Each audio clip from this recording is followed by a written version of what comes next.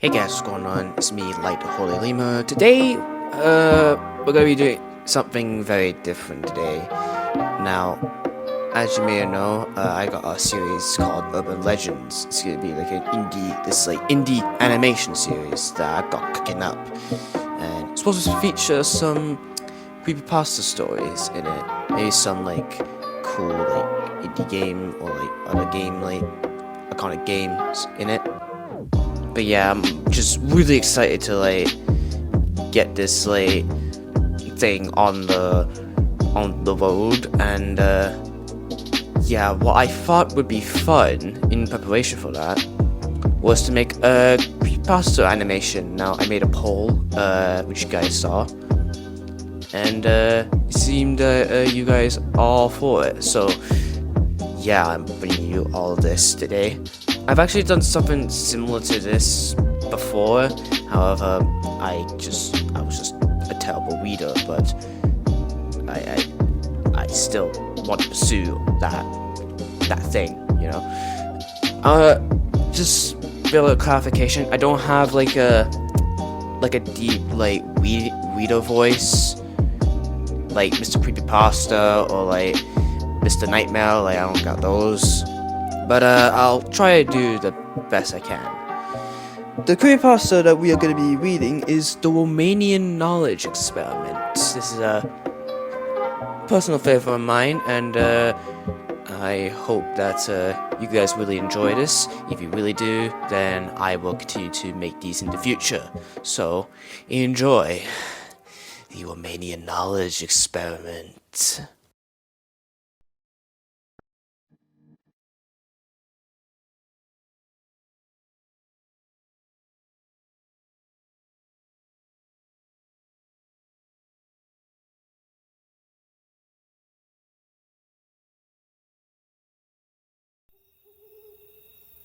In 1960, Alexandru Sif, a well-known biologist, traveled to the forest of Horai Bascu, located in West Romania. The Horai forest had the reputation of being a hotspot for paranormal activities, the main reason for Sif's motivation. He wrote many notes about his experiences there, but many were found burnt upon his death in 1993. The notes that survived detailed his experiments in the forest with his test subjects. In every one of his notes, he ended by saying, "Knowledge is harmful. Ignorance is bliss." 10 years later, the Romanian government developed interest in the few notes that survived, so they sought to recreate his experiments. 3 men volunteered for it. They were told this was simply to see how an average person would manage to travel through a foreign territory using only a compass and a light source. Of course, they were lies, as no sane man would volunteer. If they knew what awaited them, they were also told there would be a substantial reward if they succeed. The first test subject was brought by helicopter to the rest zone of the forest at midnight. He carried with him a backpack, food, water, a compass, and an oil lantern with enough oil to last until morning. He was instructed to keep moving east until he hit a road, which would lead him into a cabin where a few government agents awaited him. He was also told to stop every 30 minutes to record any and all events on a sheet of paper. He arrived at the cabin at 2 a.m. He handed the sheet to the agents and was driven to a nearby city where he was handed his reward. His sheet read the following: 12:30 a.m. I stopped at a nearby creek to rest and eat. Being in the forest at night with only an oil lantern for a light source really managed to scare the hell out of me.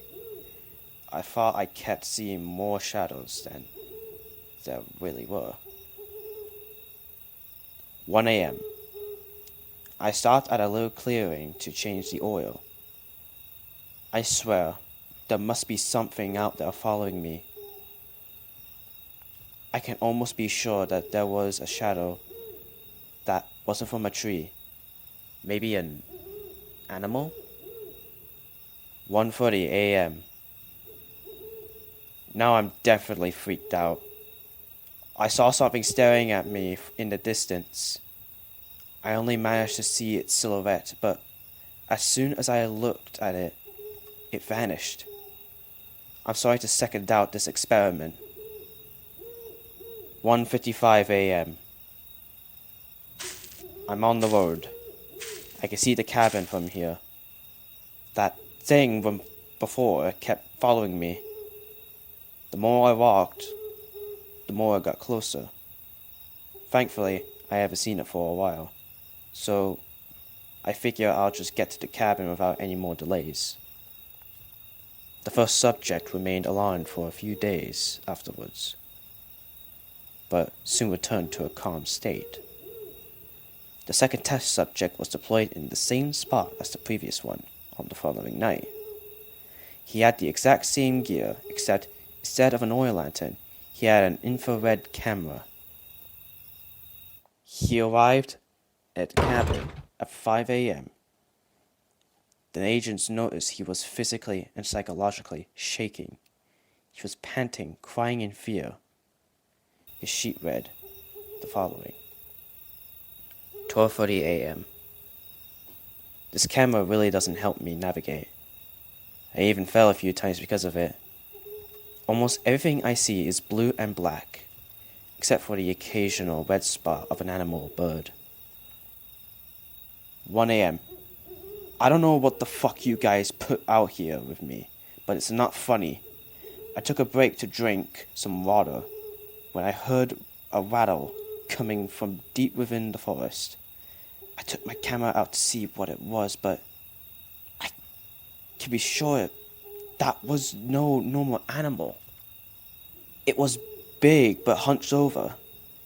I couldn't make out its details since it was glowing bright red. I slowly walked away from it, never losing it out of my sight, even though it stayed completely immobile. I found a small ditch to hide.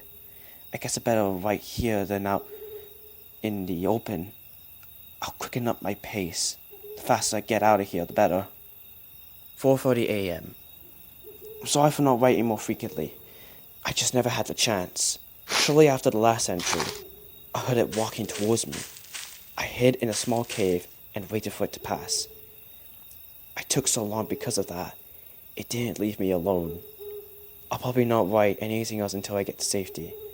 The last thing I want is to be surprised by that thing while my guard is down. The second test subject was visibly stressed and was taken to a psychologist for 3 months.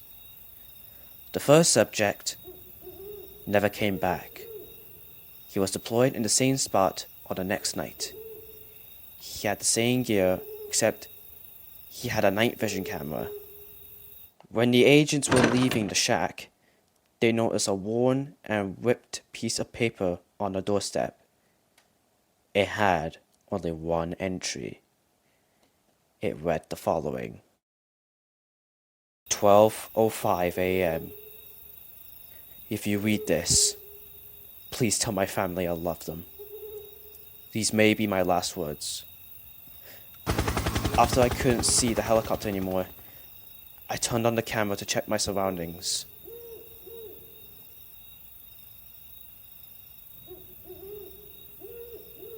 I can see it. 20 meters in front of me. It doesn't move as I write this. It doesn't even blink. It has no eyelids. It's higher than any human or bear I've ever encountered. It's hunched over like a gorilla, supporting its weight on the extremities of its limbs. I can't even call those things hands. It has fish-like eyes, no pupils, pure engulfing it in darkness. Oh God. It's tearing down the trees as it moves. After the conclusion of the experiment, the Romanian government placed an electrical fence and guard towers surrounding the entire Ore Basque forest. They made sure not to let anyone in or out.